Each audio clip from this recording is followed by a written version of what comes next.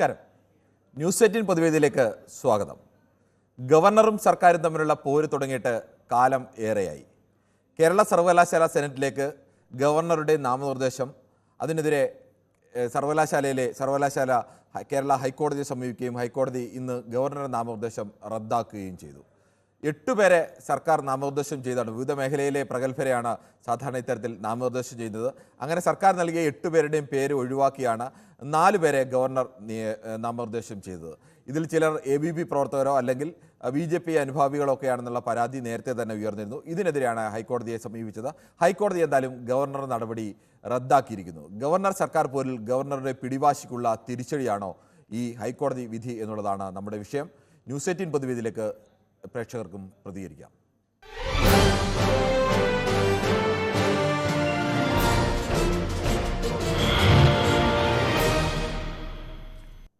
ആദ്യ പ്രേക്ഷകനായിരുന്നത് മഞ്ചേരിയിൽ നിന്നും ശ്രീ മുഹമ്മദാണ്. ശ്രീ മുഹമ്മദ്, ഗവർണർ സർക്കാർ പോര് നമ്മൾ പലതവണ പൊതുവേദി ചർച്ച ചെയ്തിട്ടുള്ളതാണ്. ഇന്ന് നിർണായകമായൊരു നീക്കമുണ്ടായിരിക്കുന്നു. ഹൈക്കോടതിയുടെ ഭാഗത്ത് നിന്ന് ഗവർണർ നാമനിർദ്ദേശം ചെയ്ത 4 പേരെ നാമനിർദ്ദേശം ചെയ്ത നടപടി കേരള ഹൈക്കോടതി റദ്ദാക്കിയിരിക്കുന്നു. ഇത് ഗവർണറുടെ പിടിവാശിക്കുള്ള ഒരു തിരിച്ചടിയാണോ? നമസ്കാരമുണ്ട് സാറേ. നമസ്കാരമുണ്ട്, പറഞ്ഞു. ഇതിപ്പോ സാറ് പറഞ്ഞത് ഏറ്റവും ശരിയാണ്. ഇതൊരു ഗവർണറുടെ നടപടിക്ക്, മൂപ്പരുടെ ആ വേണ്ടാത്ത ചെയ്യലിന് അത് ഭയങ്കര തിരിച്ചടിയാണ്. മാത്രമല്ല, മൂപ്പര് ആ SFI കുട്ടികളുടെ എഴുതി കാട്ടിയില്ല, അവസാനം പറഞ്ഞാണ് നാണം കെട്ടു എന്ന് അയച്ച പറഞ്ഞാണ്. അപ്പൊ അതേപോലെ ഇനി എന്നേലും അയാളൊന്ന് നേർക്ക് നിന്നിക്കാണ്ട് ഈ ഗവർണർ, നമ്മളെ ബഹുമാനപ്പെട്ട ഗവർണർ നേർക്ക് ഈ കേരളത്തിന് വേണ്ട കാര്യങ്ങളൊക്കെ ചെയ്തു കൊടുത്ത് എല്ലാരെയും പ്രീതി സമ്പാദിക്കല്ലേ വേണ്ടത് സാറേ, അല്ലാതെ ഇങ്ങനെ കഷ്ടപ്പെടുത്തലാണോ ചെയ്യേണ്ടത്? ശരി, താങ്കളുടെ അഭിപ്രായം വളരെ വ്യക്തമാണ്. മറ്റൊരു പ്രേക്ഷകരുണ്ട്, ശിവജിയാണ് തൃശ്ശൂരിൽ നിന്നും. ശ്രീ ശിവജി, കേരള സർക്കാരും ഗവർണറും തമ്മിലുള്ള ഒരു തുറന്ന പോര് കാലങ്ങളായി തുടരുന്നതാണ്. കേരള സർവകലാശാലയിൽ ഗവർണർ സെനറ്റിലേക്ക് 4 പേരെ നാമനിർദ്ദേശം ചെയ്തു. ഗവർണർ പറഞ്ഞത് എൻ്റെ അവകാശമാണ്, എനിക്കങ്ങനെ നാമനിർദ്ദേശം ചെയ്യാൻ കഴിയും എന്നാണ്. കേരള സർക്കാരും കേരള സർവകലാശാലയും പറഞ്ഞ അങ്ങനെയല്ല. സർക്കാർ നിർദ്ദേശിക്കുന്നവരിൽ നിന്ന് അവരെ തീരുമാനിക്കാൻ മാത്രമാണ് ഗവർണർക്ക് അവകാശമുള്ളത്. എന്തായാലും സർക്കാരിൻ്റെയും കേരള സർവകലാശാലയുടെയും വാദം ഹൈക്കോടതി അംഗീകരിച്ചിരിക്കുന്നു. ഗവർണർ നാമനിർദ്ദേശം ചെയ്ത 4 പേരെ റദ്ദാക്കിയിരിക്കുന്നു. എന്നിട്ട് 6 ആഴ്ചയ്ക്കുള്ളിൽ പുതിയ നാമനിർദ്ദേശം നൽകാൻ ഗവർണറോട് നിർദ്ദേശിച്ചിരിക്കുകയാണ്. എന്താണ് താങ്കൾക്ക് പറയാനുള്ളത്? പോര് എന്ന വാക്കിനൊരു അർത്ഥമുണ്ട്. പോര് എന്ന് പറഞ്ഞാൽ 2 ആളുകൾ തമ്മിൽ നമ്മൾ നല്ല രീതിയിലുള്ള ഒരു പോര്. ഇത് വെറുതെ ചക്രത്തി പോര് എന്നാ ഇതിന് പറയാം, ഒരു വൃത്തികെട്ട പോര്. ഇതൊക്കെ ഒരു സർക്കാർ, ഇതൊക്കെയാണോ ഇവിടുത്തെ വിഷയം? എന്റെ സാറിന്റെ കിരൺ സാറെ, ഇതൊക്കെയാണോ ഇവിടുത്തെ വിഷയം? എന്തെല്ലാം പ്രശ്നങ്ങൾ കിടക്കുന്നു. സർവകലാശാലയിൽ ആര് കയറിയാലും ആർക്ക് ഗുണം? അങ്ങനെ പറയാൻ കഴിയുമോ? കേരള സർവകലാശാലയിലൊക്കെ വിവിധ മേഖലയിൽ നിന്ന്, ശാസ്ത്രത്തിൽ നിന്ന്, കലയിൽ നിന്ന്, നിയമത്തിൽ നിന്ന്, വിവിധ ട്രേഡ് യൂണിയനിൽ നിന്ന്, അങ്ങനെ പലതരത്തിലേക്കുള്ള ആളുകളെ സർവകലാശാലയിൽ കൊണ്ടുവരുന്നത് എല്ലാ സമൂഹത്തിന്റെ എല്ലാ തരത്തിലുള്ള ആളുകളുടെയും പ്രാതിനിധ്യം സർവകലാശാലയിൽ വേണം എന്നുള്ളതുകൊണ്ടാണ്. അതിന് പകരമായി ഗവർണർ ഇത്രയും കാലം എത്ര ഗവർണർമാരുണ്ടായിട്ടുണ്ട്? ഇതൊക്കെ ഞാൻ പറയട്ടെ, ഇവരുടെ ഈ നിയമപ്പോരും ഈ കുഞ്ഞി കളികളായിട്ട് ഈ സർവകലാശാല കുട്ടികളെ തല്ലിക്കൊല്ലുന്നു. ഇതൊക്കെയാണോ ഇവിടുത്തെ? എനിക്കൊന്നും മനസ്സിലാവില്ല. എങ്ങോട്ടാണ് നമ്മുടെ സമൂഹം പോണത്? ഈ സർക്കാരും ഗവർണറും തമ്മിൽ തല്ലുകൂടുതലല്ല വേണ്ടത്, അവരൊരു സമന്വയത്വമല്ലേ വേണ്ടേ? അതന്നെയാണ് നമ്മുടെയും എല്ലാവരുടെയും അഭിപ്രായം. ആരെയൊക്കെ നല്ല അറിവും വിവരമുള്ളവരെയും നല്ല പ്രാപ്തിയുള്ളവരെയും അവിടെ കയറ്റിയിരുത്തി നമ്മുടെ സർവകലാശാലകൾ നമ്മുടെ കുട്ടികൾക്ക് നല്ല പഠിക്കാനുള്ള സാഹചര്യം ഉണ്ടാക്കുമല്ലേ വേണ്ടേ? ഇവർ തമ്മിൽ തല്ലുകൂടി ഇതൊരു എന്നും ഈ ചർച്ചയെ പറ്റി എന്താ കാര്യം? ഇതുകൊണ്ടൊക്കെ വല്ല കാര്യമാണ് നമ്മുടെ ഇപ്പൊ എന്തായാലും താങ്കളുടെ അഭിപ്രായം വളരെ വ്യക്തമാണ്. ശ്രീ രാധാകൃഷ്ണനാണ് ചാത്തന്നൂരിൽ നിന്നും. ശ്രീ രാധാകൃഷ്ണൻ, താങ്കൾക്ക് എന്ത് തോന്നുന്നു? ഈ ഗവർണർ സർക്കാർ പോരിൽ ഇപ്പോൾ ഗവർണർക്ക് ഒരു കനത്ത തിരിച്ചടിയാണ് ഹൈക്കോടതി തന്നെ നൽകിയിരിക്കുന്നത്. ഇതുവരെ അദ്ദേഹം പറഞ്ഞിരുന്നത് എനിക്കതിനുള്ള അവകാശമുണ്ട്, എൻ്റെ നിയമപരമായ അവകാശമാണെന്നൊക്കെയാണ് പറഞ്ഞിരുന്നത്. പക്ഷേ ഹൈക്കോടതി പറഞ്ഞു അങ്ങനെ ഒരു അവകാശമൊന്നുമില്ല, അത് റദ്ദാക്കിക്കൊണ്ട് പുതിയ പേരുകൾ കൊടുക്കാൻ ഗവർണറോട് നിർദ്ദേശിച്ചിരിക്കുകയാണ്. കേരളത്തിൽ സാമാന്യ രാഷ്ട്രീയ ബോധമുള്ള ജനങ്ങൾക്ക് ഇത് നേരത്തെ അറിയുന്ന കാര്യമാണ് ഇങ്ങനെ സംഭവിക്കും എന്നുള്ളത്. നോക്കൂ, നമ്മൾ മനസ്സിലാക്കൂ, നമ്മുടെ ഇന്ത്യ മഹാരാജ്യത്ത് ഇന്ത്യക്ക് സ്വാതന്ത്ര്യം കിട്ടിയതിനു ശേഷം ഒരു രാഷ്ട്രീയ സംവിധാനം ഉണ്ടായപ്പോൾ നമ്മുടെ ഇന്ത്യൻ പ്രസിഡന്റ്, അതുപോലെ തന്നെ ഗവർണർമാര്, അവരൊക്കെ തന്നെ അവർക്കൊക്കെ രാഷ്ട്രീയം ഉണ്ടെങ്കിൽ പോലും അവർ ഒരു രാഷ്ട്രപതി ആവുകയോ അല്ലെങ്കിൽ ഒരു സംസ്ഥാനത്തെ ഗവർണർ ആവുകയോ ചെയ്യുമ്പോൾ അവരെ രാഷ്ട്രീയ എതിരാളികൾ പോലും അവരെ വിമർശിക്കുകയോ അവർക്കെതിരെ ഒരക്ഷരം ഉരുവാടുകയോ ചെയ്യുകയില്ല. കാരണം അത്രത്തോളം അവർ ആ നിലവാരത്തിലേക്ക്, തങ്ങളുടെ കർത്തവ്യം എന്താണോ ആ നിലവാരത്തിലേക്ക് ഉയർന്നു വരുന്ന ഒരു ചരിത്രബോധമുള്ള സമൂഹമാണ് നമ്മുടെ ഇന്ത്യ. നമുക്കറിയാം, അതുകൊണ്ടാണ് നമ്മൾ രാഷ്ട്രപതിയെ, അവരുടെ രാഷ്ട്രീയം എന്തായാലും രാഷ്ട്രപതിയെയും അതുപോലെ തന്നെ ഗവർണർമാരെയും നാം പഴയ കാലത്തൊക്കെ തന്നെ നമ്മൾ അവരെ ഒന്ന് വിമർശിക്കാത്തത്? അവർ രാഷ്ട്രീയത്തിന് അതീതമായിട്ട് ഇരിക്കുന്നവരാണ്. എന്നാൽ ഈ സമീപകാലത്ത് അതിൽ നിന്ന് ഒക്കെ ശ്രീ രാധാകൃഷ്ണൻ, ഞാനൊരു കാര്യം സംശയം ചോദിച്ചോട്ടെ. ഈ ഗവർണർ സ്ഥാനത്തൊക്കെ ഇരിക്കുന്ന ആളുകൾ അല്ലെങ്കിൽ രാഷ്ട്രപതി സ്ഥാനത്തൊക്കെ ഇരിക്കുന്ന ആളുകൾ, ഇതുവരെയും ഇരുന്ന ആളുകളൊക്കെ അവരുടെ ഒരു സാമാന്യ രീതിയിലുള്ള ഒരു ധാർമ്മികത അല്ലെങ്കിൽ ഒരു സാമാന്യ മര്യാദ അതൊക്കെ പുലർത്തിയാണ് മുന്നോട്ട് പോയിരുന്നത്. പക്ഷേ നമ്മുടെ ഗവർണർ അങ്ങനെ ആയിരുന്നു. തീർച്ചയായും. അപ്പൊ അതിനെയൊക്കെ കാറ്റിൽ പറത്തിക്കൊണ്ട് ആരിഫ് മുഹമ്മദ് ഖാനെ പോലെ ഒരാൾ വിവിധ രാഷ്ട്രീയ പാർട്ടികളിൽ നിന്ന് മാറി വന്ന അദ്ദേഹം ഭാവിയിൽ ഉണ്ടാകുന്ന രാഷ്ട്രീയത്തിന്റെ അക്കരപ്പച്ചയ്ക്ക് വേണ്ടിയുള്ള വൃഥാശ്രമമാണ് ഇവിടെ നടത്തിയത്. ഗവർണർ സ്ഥാനം ശരി, ഓക്കെ. താങ്കളുടെ അഭിപ്രായം വളരെ വ്യക്തമാണ്. കണ്ണൂരിൽ നിന്നും ശ്രീ ദാസൻ കൂടി ചേരുന്നുണ്ട്. ശ്രീ ദാസൻ, താങ്കൾക്ക് പറയാം. ഈ ഗവർണറും ആയാലും ഗവൺമെന്റ് ആയാലും ഈ സർവകലാശാലയാണ് ഇവർ ഈ രാഷ്ട്രീയത്തിന്റെ പേരിലാക്കാൻ അനുവദിക്കുന്നതെന്ന് ഞാൻ പറയുന്നത്. ഇപ്പോ ഈ ഗവർണർക്ക് കുറച്ച് അധികപ്പെട്ടാണ് ഗവർണറെ കണ്ടമാനം ഈ പുള്ളിയുടെ കാര്യമൊക്കെ പുള്ളി കൃത്യമായിട്ട് ചെയ്യുന്നില്ല. പുള്ളി കണ്ടമാനം ദൂരത്തടിക്കുക, എന്നിട്ട് ഗവൺമെന്റ് വിമർശിക്കുക. ഇപ്പൊ തന്നെ ആ മാനദണ്ഡങ്ങൾ പാലിക്കാനെന്നാലും ഗവർണറിലെ രാഷ്ട്രപതി ആയാലും ഇത് തന്നെ അവസ്ഥ ഉണ്ടാവുക. ഇപ്പൊ ഗവർണർ ഒന്നും കൂടി ഇത് ഒന്ന് കണ്ണു ഉറപ്പിക്കണം നടക്കുക പറയാനല്ലോ. ശരി, മോഹൻദാസ് ആലത്തൂർ കൂടി നമുക്കൊപ്പം ചേരുന്നുണ്ട്. ശ്രീ മോഹൻദാസ്, താങ്കൾക്ക് എന്താണ് തോന്നുന്നത്? ഗവർണറുടെ നടപടി കേരള ഹൈക്കോടതി തന്നെ റദ്ദാക്കിയിരിക്കുന്നു. അതിനുശേഷം സർക്കാർ കൊടുത്ത 8 പേരുടെ ലിസ്റ്റ് ഉണ്ടായിരുന്നു. ആ ലിസ്റ്റിൽ നിന്ന് 4 പേരെ നിയമിക്കുന്നതിന് പകരം പുള്ളി സ്വന്തം നിലയിൽ 4 പേരെ നിയമിക്കുകയായിരുന്നു. ആ 4 പേരെ സംബന്ധിച്ച് അവരുടെ രാഷ്ട്രീയമൊക്കെ സംബന്ധിച്ച് വലിയ ആക്ഷേപങ്ങളൊക്കെ ഉണ്ടായിരുന്നു. എന്തായാലും ഹൈക്കോടതി അത് റദ്ദാക്കിയിരിക്കുന്നു. എന്താണ് താങ്കൾക്ക് പറയാനുള്ളത്? ലാലേട്ടന്റെ പിറന്നാളാണ്. നമുക്ക് പുതിയതിയുടെ ഒരു ഡെഡിക്കേഷൻ. ശാന്താകാരം സരസിജനയനം വന്ദേഹം ചിന്മയരൂപം ചന്ദനമണി സന്ധ്യകളുടെ നടയിൽ നടനം രംഗവേദി മംഗളാരവം താളം. എന്തായാലും മോഹൻലാലിന്റെ ആരാധകനായ താങ്കൾ അദ്ദേഹത്തിന് വേണ്ടി ഈ വിഷയം അതല്ലെങ്കിൽ പോലും മോഹൻലാലിനെ പോലെ മലയാളികളെല്ലാം ഇഷ്ടപ്പെടുന്ന ഒരു നടന് വേണ്ടി ആ പിറന്നാൾ ദിനത്തിൽ താങ്കൾ അങ്ങനെ ഒരു പാട്ട് പാടിയതിൽ ഞങ്ങളും സന്തോഷം പ്രകടിപ്പിക്കുന്നു. എന്തായാലും നമുക്ക് മറ്റൊരു പ്രേക്ഷകനിലേക്ക് കൂടി പോകേണ്ടതുണ്ട്. തങ്കച്ചനാണ് മുഹമ്മയിൽ നിന്നും. ശ്രീ തങ്കച്ചൻ, നമുക്ക് എന്തായാലും അദ്ദേഹം മോഹൻലാലിനൊക്കെ പിറന്നാൾ ആശംസയ്ക്ക് നേർന്നു. നമുക്ക് വിഷയത്തിലേക്ക് തന്നെ നിൽക്കാം. ഈ ഗവർണർ സർക്കാർ പോരിൽ ഗവർണറുടെ തീരുമാനം ഹൈക്കോടതി റദ്ദാക്കിയിരിക്കുകയാണ്. ഒരു തരത്തിൽ പറഞ്ഞാൽ ഗവർണർ തീരുമാനം തെറ്റാണ് എന്ന് തെളിഞ്ഞിരിക്കുകയാണ് ഹൈക്കോടതി നിർദ്ദേശത്തിലൂടെ. എന്താണ് താങ്കൾക്ക് പറയാനുള്ളത്? പരിപാവനമായ കേരള നിയമസഭ ചെയ്യേണ്ട പണി ഈ ഗവർണർ ചെയ്താൽ ഇതുപോലുള്ള ചുംബന്മാർക്ക് കിട്ടുന്ന തിരിച്ചടിയാണിത്. അന്തസ്സുള്ളവനാണ് ഇയാൾ ഇപ്പൊ രാജിവെച്ച് പോകേണ്ടതാണ്. ഇയാൾ എന്തൊക്കെ കോപ്രായങ്ങളാണ് കാട്ടിക്കൂട്ടിയത്. ഗവർണർ പിന്നെ കേരള ഖജനാവിൽ നിന്നും കേരളത്തിലെ പാവപ്പെട്ടവന്റെ നികുതിപ്പണം ഖജനാവിൽ വന്ന് ഖജനാവിൽ നിന്നും പിന്നെ പണം സ്വീകരിച്ച് ശമ്പളം പറ്റി ഇട്ട് ആ പണം കൊണ്ട് തൂത്തടിക്കുന്ന ഗവർണർ ആ ഗവർണറുടെ മുമ്പിൽ വന്ന വില്ല് രാഷ്ട്രപതിക്ക് അയക്കേണ്ട ഒരു ഗതികേടിലേക്ക് വന്നില്ലേ? അതാണ് ഇയാള് ശുംഭനാണ്. ഇയാള് പിള്ളേര് ഷർട്ട് മാറും പോലെ രാഷ്ട്രീയ പാർട്ടി മാറി മാറി മാറി ഇപ്പൊ BJP-യിലേക്ക് എത്തിയിരിക്കുകയാണ്. ഇയാളെന്ന് പറഞ്ഞാൽ അന്തസ്സുള്ളവരാണ്. ഈ നിമിഷം രാജിവെച്ച് പുറത്തു പോകുന്നത്. താങ്കളുടെ അഭിപ്രായം അങ്ങനെ. നമുക്ക് മറ്റു പ്രശ്നത്തിലേക്ക് കൂടി പോകേണ്ടതുണ്ട്. കാട്ടക്കടയിൽ നിന്നും ശ്രീ ബിജു ആണ്. ശ്രീ ബിജു, താങ്കൾക്ക് എന്ത് തോന്നുന്നു? ഗവർണർ സർവകലാശാലകളൊക്കെ നന്നാക്കാൻ എന്ന പേരിലാണ് അദ്ദേഹം ചില ഇടപെടലുകളൊക്കെ നടത്തിയത്. പക്ഷേ അത് പലപ്പോഴും തൻ്റെ രാഷ്ട്രീയ ലക്ഷ്യത്തിന് വേണ്ടിയുള്ള ഇടപെടലുകളാണ് എന്ന തരത്തിൽ തന്നെയാണ് ആരോപണങ്ങൾ ഉയർന്നത്. ഇപ്പോൾ ഹൈക്കോടതിയും അത് വ്യക്തമാക്കിയിരിക്കുന്നു. ആ നാമനിർദ്ദേശങ്ങൾ ഹൈക്കോടതി റദ്ദാക്കിയിരിക്കുന്നു. പുതിയ നാമനിർദ്ദേശം നൽകാൻ കോടതി ഗവർണറോട് നിർദ്ദേശിച്ചിരിക്കുകയാണ്. എന്താണ് താങ്കൾക്ക് പറയാനുള്ളത്? 100% ഹൈക്കോടതി വിധിയെ അഭിനന്ദിക്കുകയാണ്. ഇത് കേരള ഗവർണറായിട്ടുള്ള ആളിനേറ്റ ഏറ്റവും വലിയ ഒരു തിരിച്ചടി എന്ന് മാത്രമല്ല, അദ്ദേഹത്തിന്റെ രാഷ്ട്രീയത്തിനുള്ള തിരിച്ചടി കൂടിയാണ്. കാര്യം, കേരളത്തിലെ മന്ത്രിസഭയുടെ ആജ്ഞാനുവർത്തിയ മന്ത്രിസഭയുടെ തീരുമാനം നടപ്പാക്കി കേരളത്തോടൊപ്പം നിൽക്കേണ്ടതിന് പകരം മറ്റു ചില ആളുകളുടെ വാദഗതിയിൽ ഉന്നയിച്ചുകൊണ്ട് കേരളത്തെ തകർക്കാനുള്ള പരിശ്രമമാണ് അദ്ദേഹം നടത്തിക്കൊണ്ടിരിക്കുന്നത്. അതിന്റെ ഒരു ഉദാഹരണമായിരുന്നു സെനറ്റ് മെമ്പർമാരെ തെരഞ്ഞെടുക്കുന്നത്. സാധാരണഗതിയിൽ നമുക്ക് കേട്ടറിവുള്ളത്, ഒരു മന്ത്രിസഭ അല്ലെങ്കിൽ സെനറ്റ് ഒരു ലിസ്റ്റ് കൊടുത്താൽ ആ ലിസ്റ്റിനെ സംബന്ധിച്ച് എന്തെങ്കിലും അപാകത ഉണ്ടെങ്കിൽ ആ ലിസ്റ്റ് മാറ്റിത്തരാൻ പറയും. അതാണ് ഒരു ന്യായമായിട്ടുള്ള രീതി, കീഴ്വഴക്കം. ആ കീഴ്വഴക്കങ്ങളെല്ലാം ലംഘിച്ചുകൊണ്ട് നമ്മുടെ നാട്ടിലെ ഈ കേരളത്തിലെ വിദ്യാഭ്യാസ മേഖലയെ കാവ്യവൽക്കരിക്കുക എന്നുള്ള ഒരു ലക്ഷ്യം വെച്ചുകൊണ്ടാണ് അദ്ദേഹം ഇവിടെ.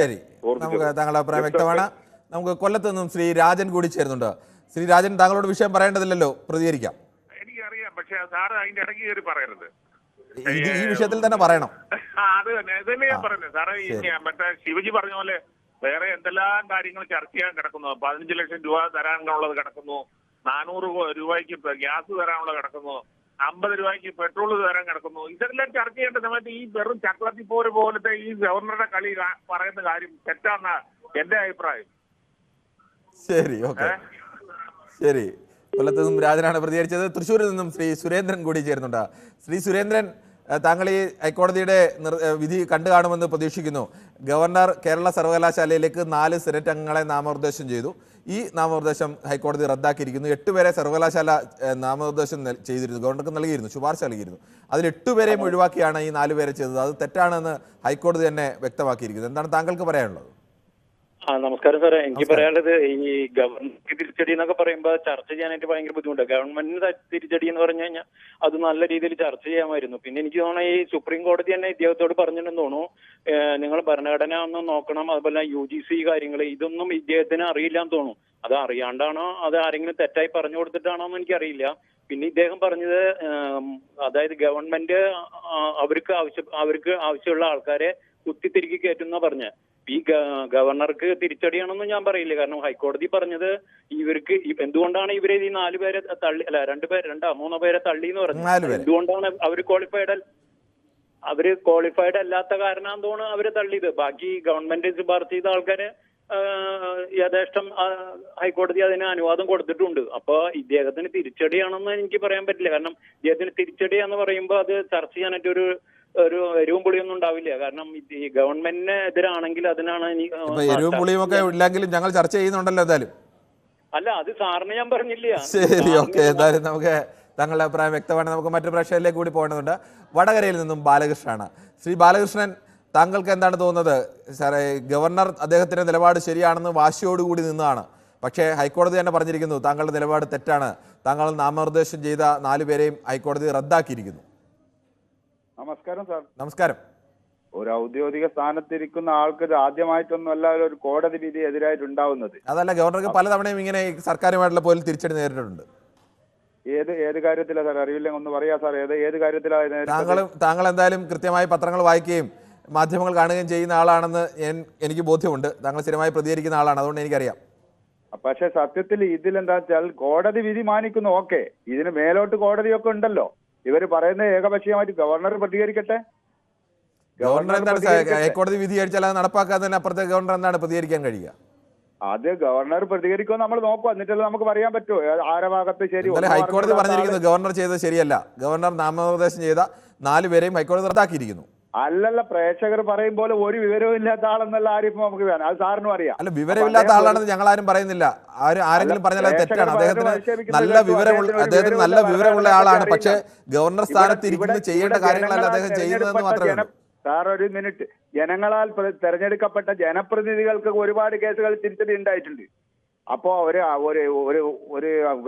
നിയമിതമായ ഒരാൾക്ക് സംഭവിച്ചാൽ അത് അങ്ങനെ പറയാനൊന്നും പറ്റത്തില്ല. അതൊക്കെ പരിശോധിക്കേണ്ടി വരും. പിന്നെ SFI പറയുമ്പോൾ ചാൻസലർ സ്ഥാനം ഇത് വെള്ളരിക്കപ്പെട്ടണമെന്നല്ല.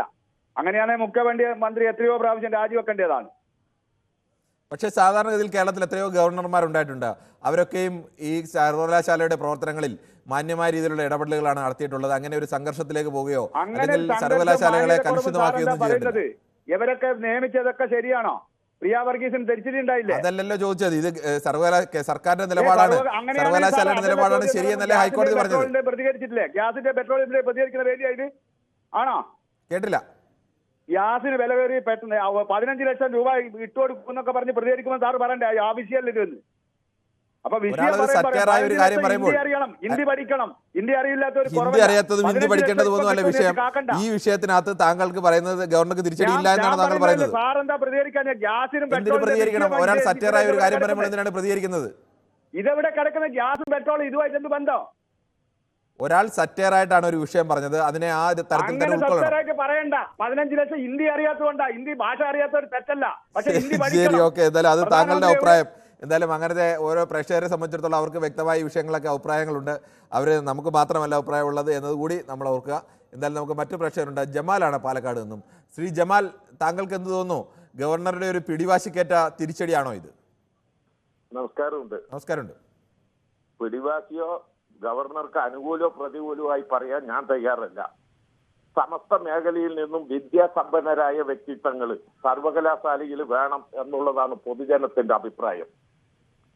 നടക്കുന്നത് അതാണ് സാറേ.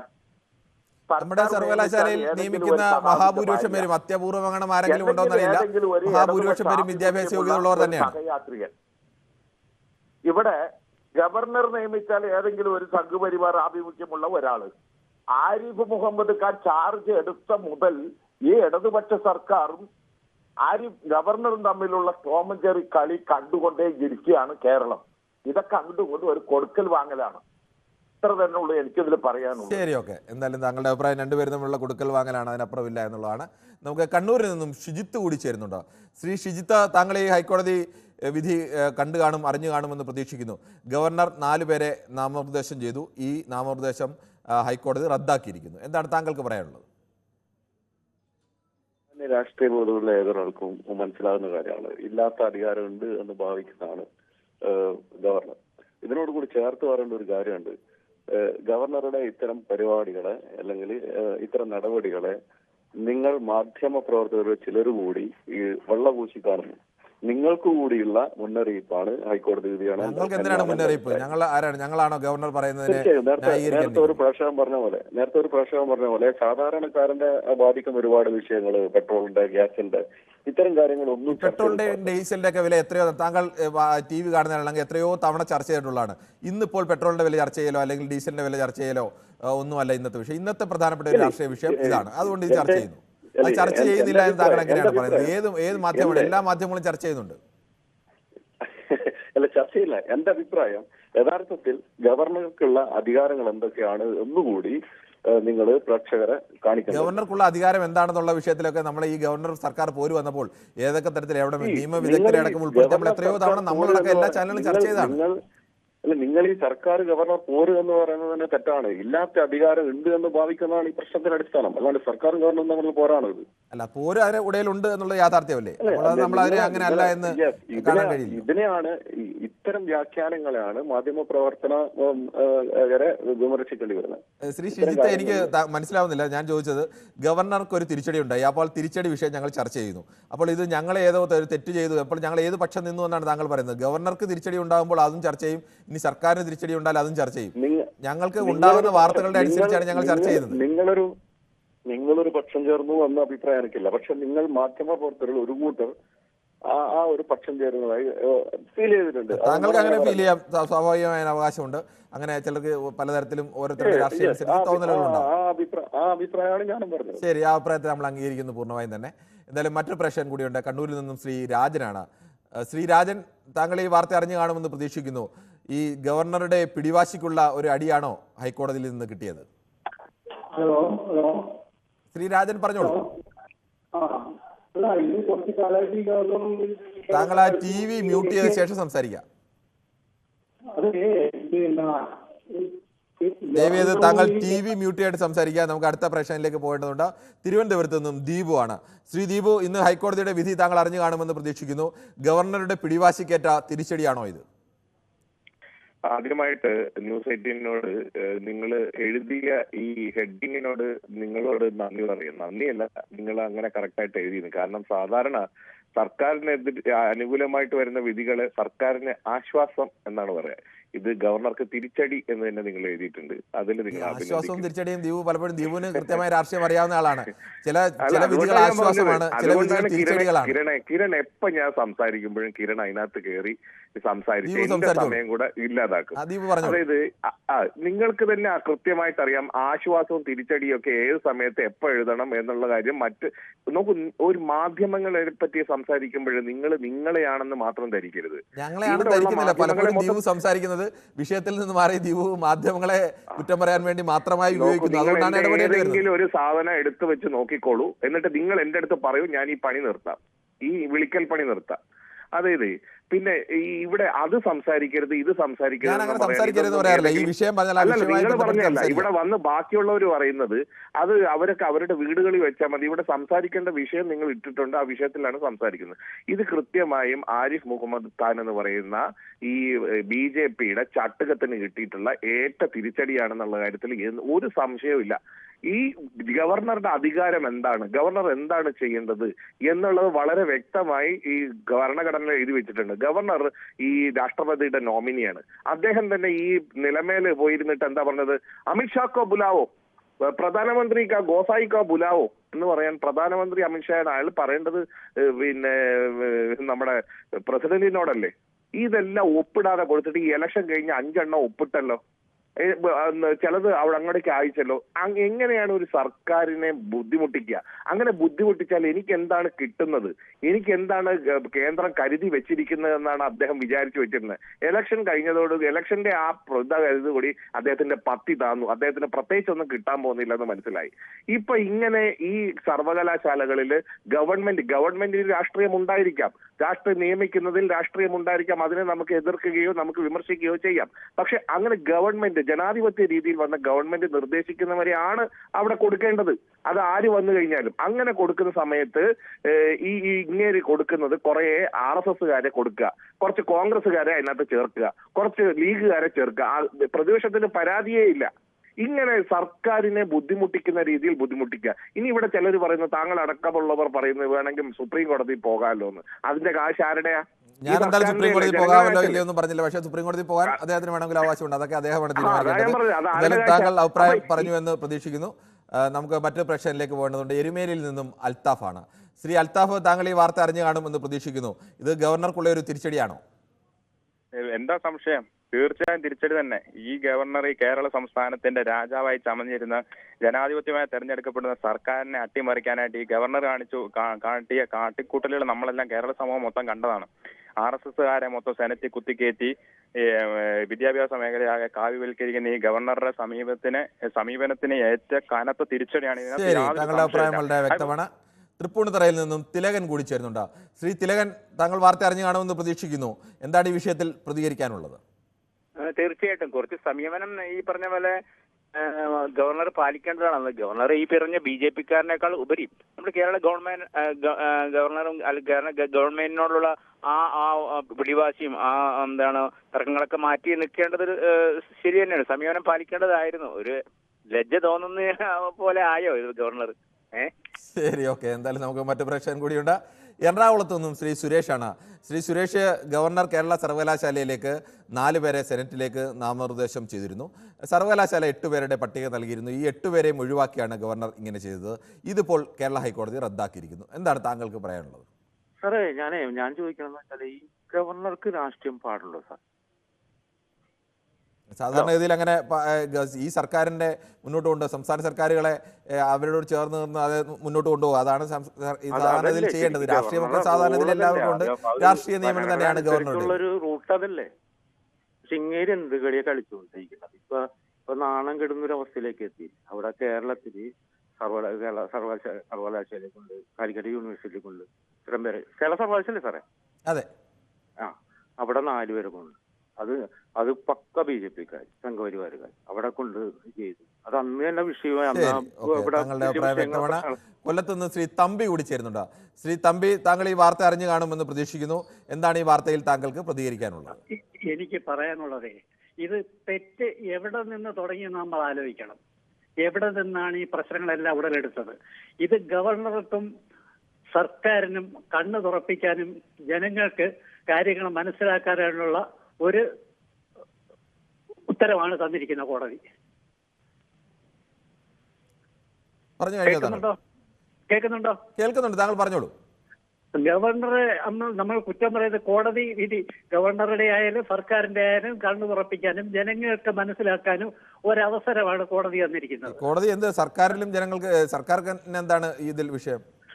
ഇത് ഈ തെറ്റുകളെല്ലാം തുടങ്ങിയത് എവിടെ നിന്നാണ് നമ്മൾ ആലോചിക്കണം. തെറ്റുകൾ, ഈ പ്രശ്നങ്ങൾ, സർവകലാശാല പ്രശ്നം, മറ്റ് നിയമനങ്ങൾ, ഇതെല്ലാം തുടങ്ങിയത് എവിടെ നിന്നാ? അതിന് എതിരായിട്ട് ഈ വിഷയത്തിൽ ഗവർണറുടെ നിലപാടാണ് തെറ്റാണെന്ന് ഇപ്പോൾ കേരള ഹൈക്കോടതി പറഞ്ഞത്. അപ്പോൾ സ്വാഭാവികമായും അത് കണ്ണു തുറപ്പിക്കേണ്ടത് ഗവർണറുടെ തന്നെയല്ലേ? അല്ലെങ്കിൽ സർക്കാരിന് തിരിച്ചടിയാണെങ്കിൽ സർക്കാരിന്റെ കണ്ണു തുറക്കണം എന്ന് പറയാം.